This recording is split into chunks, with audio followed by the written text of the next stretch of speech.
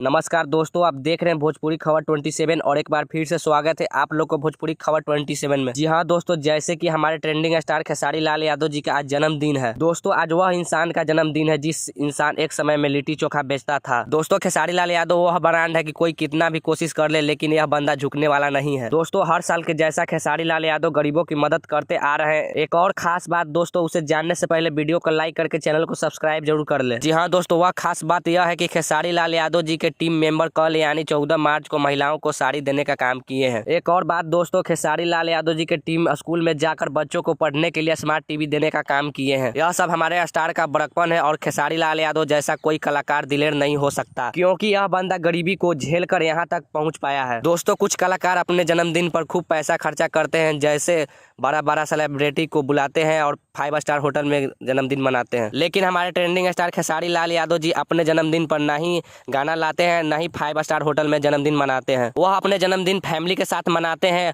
और यह सब छोड़कर गरीबों की मदद करते हैं। वैसे खेसारी लाल यादव जी के जन्मदिन के बारे में क्या कहना चाहते हैं नीचे दिए गए कमेंट बॉक्स में अपना राय बताएं। तब तक के लिए बाय, मिलते हैं नेक्स्ट वीडियो के साथ। जय हिंद, जय भारत, जय भोजपुरी।